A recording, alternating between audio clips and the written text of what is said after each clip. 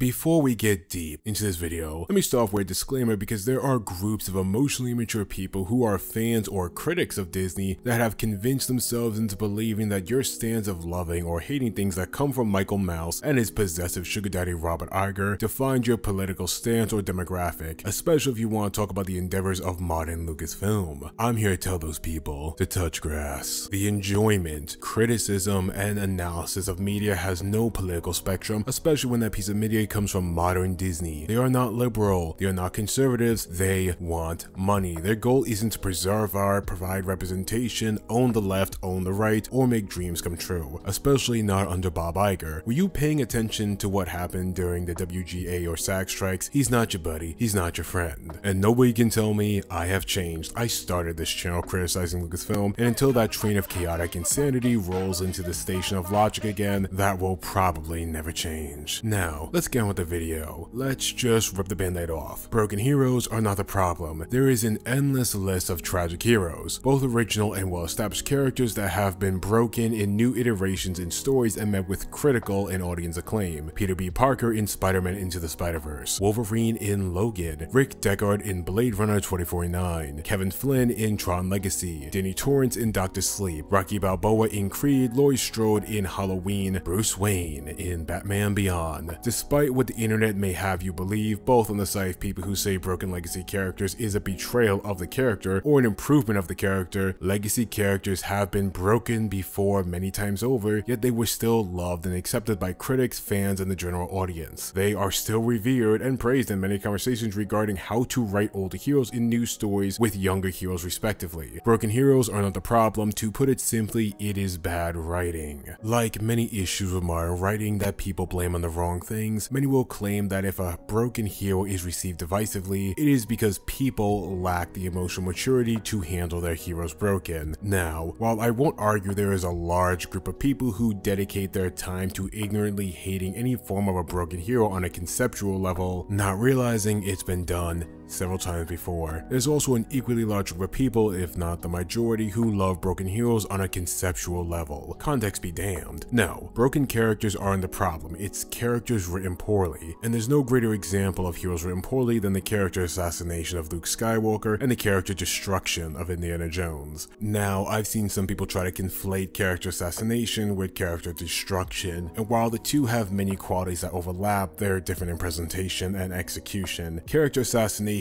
will take a well-established character and fundamentally change what makes that character who they are, with contrived, loosely defined reasonings that conflict with the character's personality, motivations, and history. The too long didn't read is that you make a character do something they never would have done in the first place with reasonings that never would work given the character's history. A universally accepted character who went through character assassination is Daenerys Targaryen from Game of Thrones. You may cover it up and deny it, but you have a gentle heart. I think she has a good heart. I'm not my father. No, you're I ask you not to judge a daughter by the sins of her father. She protects people from monsters. People see that Daenerys Stormborn made every effort to avoid bloodshed. Together, we will save this country from those who would destroy it. I'm here to free the world from tyrants. I am not here to be Queen of the Ashes.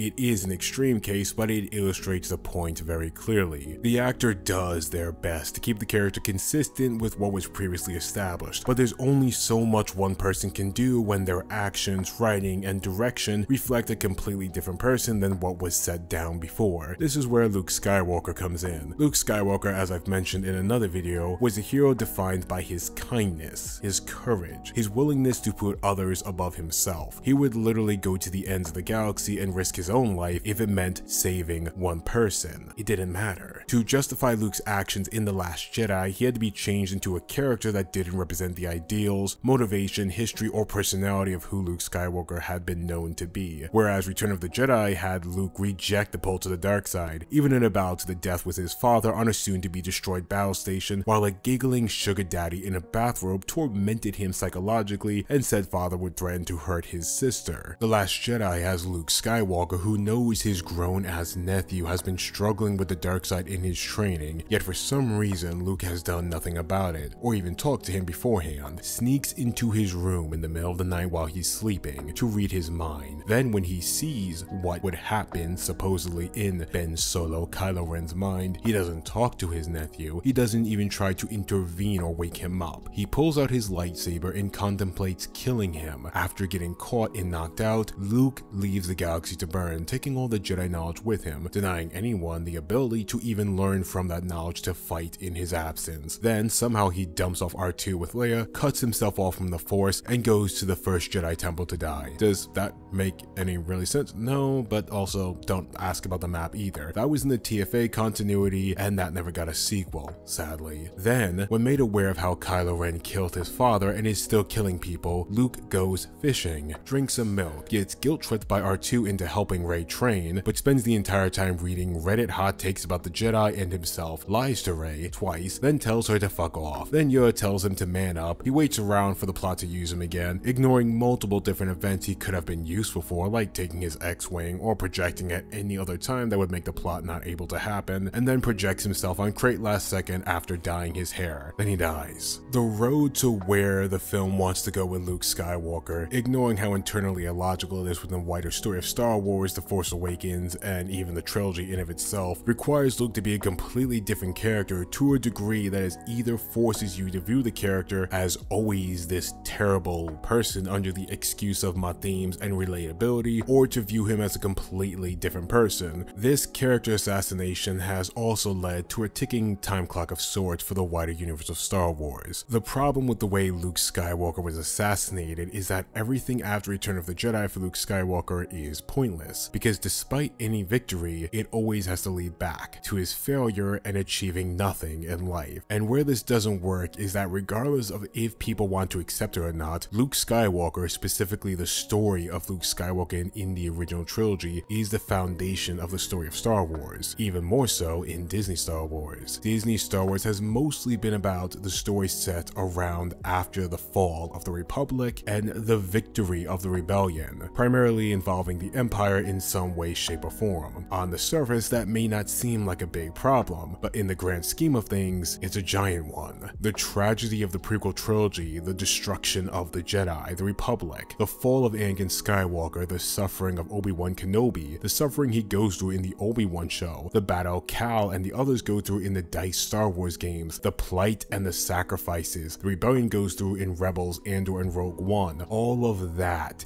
gets its resolution, gets its catharsis through Luke Skywalker's victory over the Empire. No, Luke wasn't the only one to win in the original trilogy. The characters had each other, but if you want to show anyone a piece of Star Wars media set before the original trilogy, all of them will come to the same conclusion.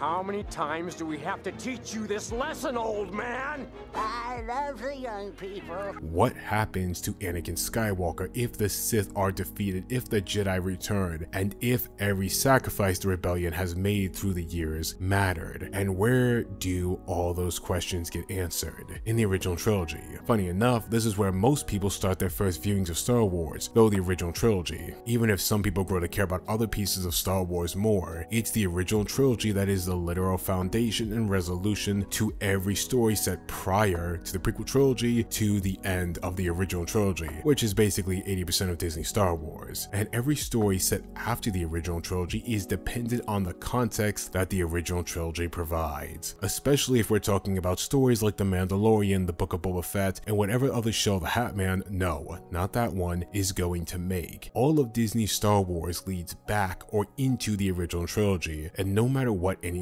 says, the original trilogy is Luke Skywalker's story. So to make Luke's failure so definitively eclipsing in a way that he would have to act so out of character in order for that failure to happen, and then after that continue to act out of character then die, resolving none of the issues he directly or indirectly helped cause or didn't stop, it makes many of those stories mean nothing. Luke fails to bring back the Jedi. Luke fails to save his family. Luke fails to help restore or preserve the New Republic. He fails to keep balance, he fails at everything and achieves nothing. In the end, thanks to The Last Jedi, Luke's legacy is a footnote in the galaxy, one of failure, indirectly making the original trilogy, which is the foundation of the entire IP, especially in Disney Star Wars, which relies more on the original trilogy than Legends did, a footnote. And sure, you can think that's relatable if you've got a number of personal hangups that you want to self-project onto a fictional space wizard instead of seeking therapy, but narratively it defeats the purpose of many of these other stories. Anakin's sacrifice to save his son so he can have a happy life means nothing when Luke's life turns out to be miserable and he does nothing with it. He dies alone, not even with Anakin to comfort him in his own darkness, not even in the end. Obi-Wan's sacrifice to make Luke safe,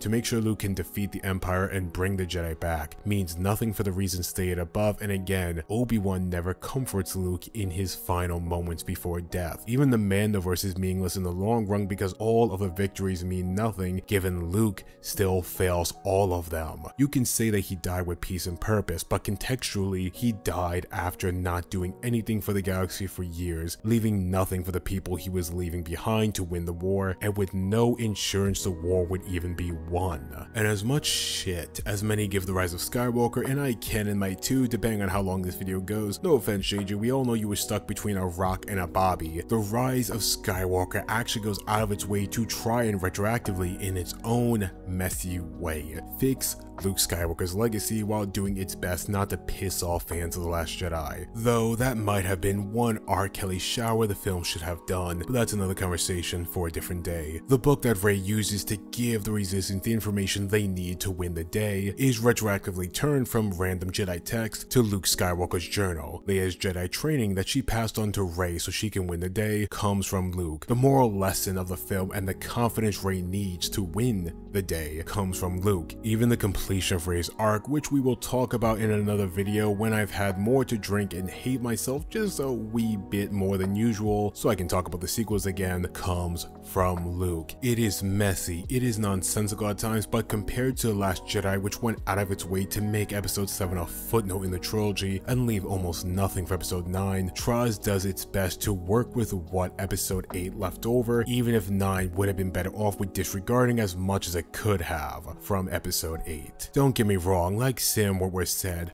am I, say, the biggest fan of the movie The Last Jedi? No. Yeah. But am I pleased when people say they love it and that it means something to them? Yeah. Absolutely. I think anyone who says, oh, people who like Last Jedi are not real fans, oh, go to hell. Yeah.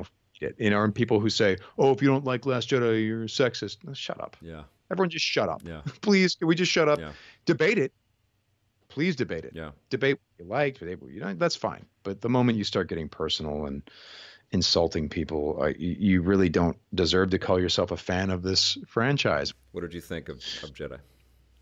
Well, okay, I'm going to try to be as honest but also diplomatic as possible. I think that there were wonderful performances in there. I think that Rian Johnson made the movie that he wanted to make. I think he said what he wanted to say with it. But if I'm going to say just from my point of view, when you take a beloved character from anything and you've seen the character grow up, you've grown up with the character, you know the character, we have opinions about the character. If you fundamentally change that character between stories, if you fundamentally change that character off screen, then at that point you invite people to disagree with you.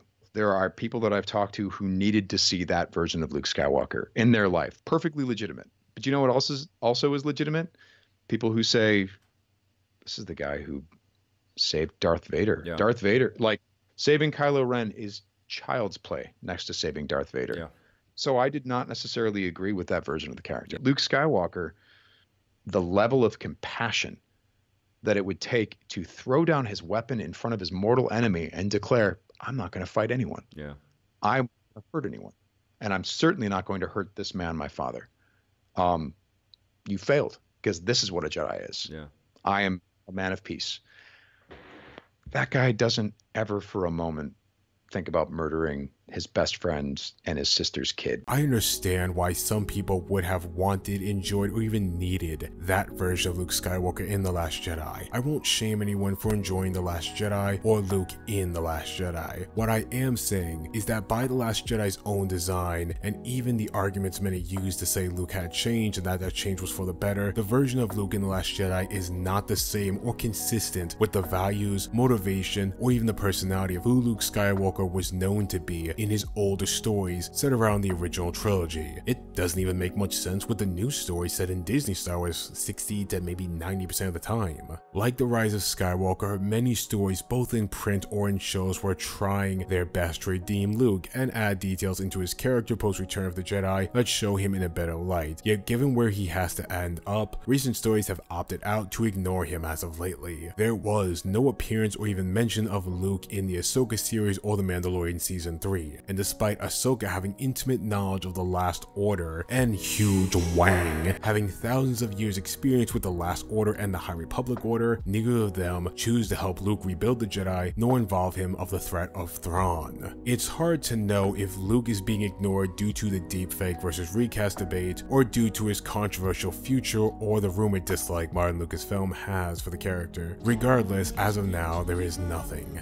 we can do. On a side note, ironically, when we talk about character assassination in the sequel trilogy that isn't Luke, many also refer to Han Solo, which I would actually argue is not assassination. I would argue it's not even character regression, because despite the flaws of The Force Awakens, and even though it is my favorite of the sequel trilogy, it does have many flaws. Han Solo is very much consistent with his original trilogy counterpart while also progressing as a character beyond that. Ignoring third-party print material peddled by the laughably incompetent Lucasfilm story group, not you Leland, you're cool. On the level of consistency, Han retains his character development from the original trilogy, while not having a position of military standing, which Han never expressed interest in, even though I would have preferred it. And while going back into smuggling, Han has not regressed to the person he was in A New Hope. Han Solo in A New Hope was selfish, cold-hearted at times, and an apathetic drifter who cared nothing about anything beyond compensation and Chewie. He had to be bribed throughout the film to help Luke, and he only agrees to that because his debts are closing in on him. Other options were non-existent, and time was running out before Jabba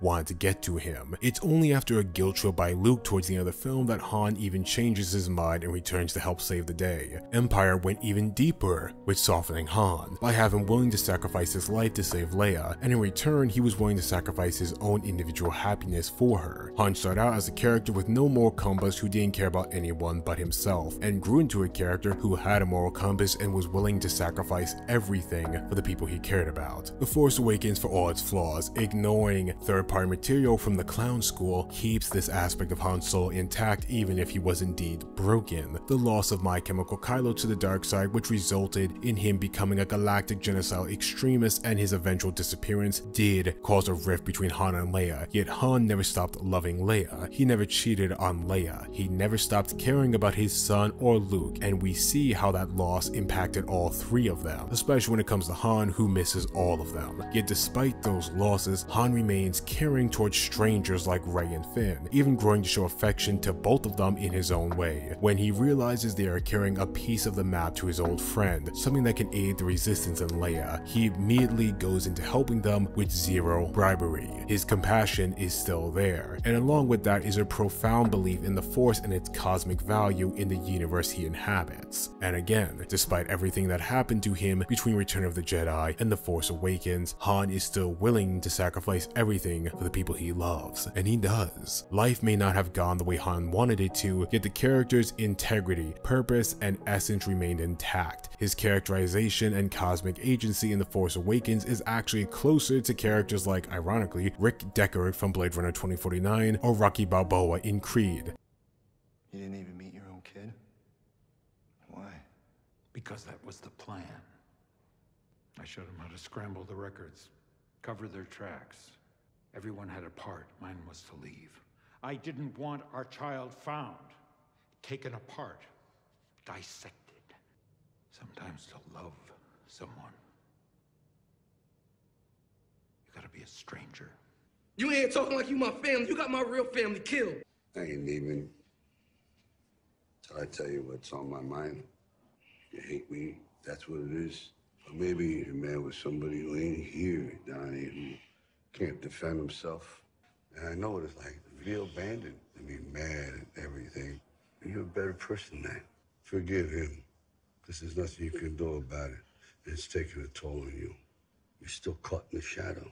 Gotta move, Donnie. Rather than Luke in The Last Jedi, life may not have gone the way the audience or even the character had hoped it would go, yet time has only added a greater sense of tragedy to the character, not assassinated him. Just like it did for another famous Harrison Ford character, Indiana Jones, in the film Kingdom of the Crystal Skull. Kingdom of the Crystal Skull is far from a great film, and I'm not here to tell you how it's an underrated masterpiece. But what it does right, however, is have the Indy we all know and love in a more broken, beaten down state in his own age. Many of his friends are gone. He never really was able to move on from the love of his life that slipped from his aging, Star Wars hating fingers. His papa is dead and drinking shaken martinis in the afterlife. Indy may not be broken in the most traditional sense, but he is far from the romanticization of his younger counterpart. Divisive as it may be to see an older Indy, given the appeal of the original films were a celebration of a bygone era of youthful adventure, Kingdom of the Crystal Skull's goal wasn't a destruction of Indy, rather a reflection of what can happen in the golden years of a man's life after so many adventures, reflecting George Lucas and Steven Spielberg in their golden years. With age, Indy has gained wisdom, experience, and the reputation one would expect after such a glorious life of adventure and achievements. Yet despite the mileage finally catching up to him, Indy can still hold his own in a fight. He can still provide a service that no one else can. Beyond that, Indy's arc is not meant to destroy him, like I said. If anything, what it does is actually advance the character by having him make amends with the love of his life that he lost and that disappeared from the franchise, reconcile with the son he never knew he had, and potentially setting up a way for his son to eventually take up the torch, and go on one last adventure, proving, despite everything, he was still him. Despite being older, Indy's legacy is intact, and you even leave some room for that legacy to expand and continue through his son, through his family.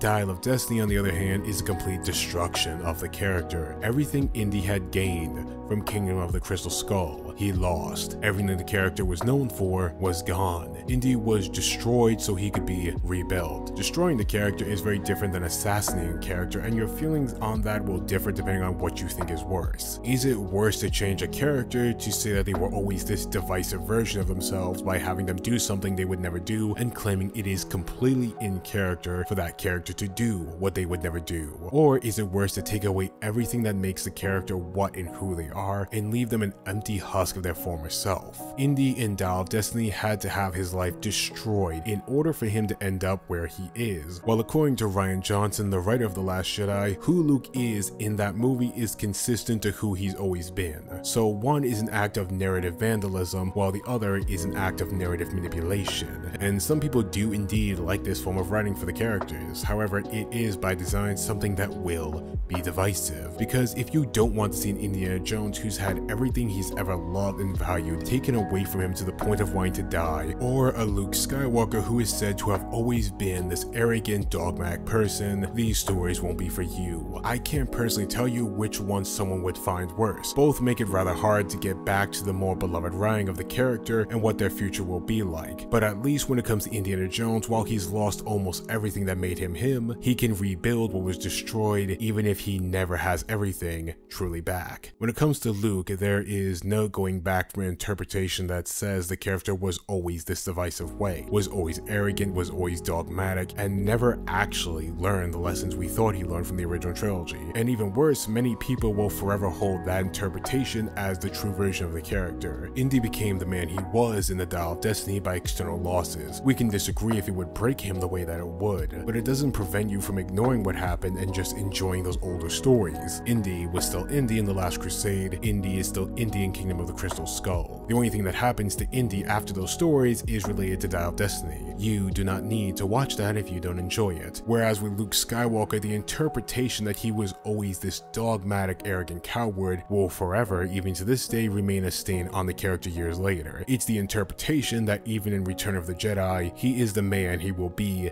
in The Last Jedi. Even from those who dislike the film that did it to him, the introduction of that narrative will always haunt any and all discussions about the character. character, and if his treatment in recent stories is anything to go off of, it does seem like that interpretation will forever haunt the character in all stories involving him. As of now, Luke Skywalker's assassination was permanent, and we don't even see him anymore in stories, maybe because of that. So, I ask, which do you prefer, character assassination or character destruction? I think, personally, at least when it comes to character destruction, you can rebuild the character from that. Peter B in Into the Spider-Verse was destroyed, but he was rebuilt in that same story. I don't know if you can bring back a character from character assassination. If you made it to the end of this video, you have my thanks, and to my Patreon supporters like Molly, M, Lola, and the Cloner Boy, and all you other wonderful people helping make videos for this channel, I am eternally thankful. If you would like to see more of these videos get made, consider supporting my Patreon, or even better, the YouTube membership program. By the way, Patreon supporters, if you would like to switch to the YouTube membership, I think it would be easier for you, and it would be easier for me, and you'd probably get notifications of the videos I upload more. But hey, if you want to stick to Patreon, trust me, I'm not going to complain. Also, I don't want any of you to leave. You can stay on Patreon if you want to stay on Patreon. Happy holidays, and I will see you for the next video soon.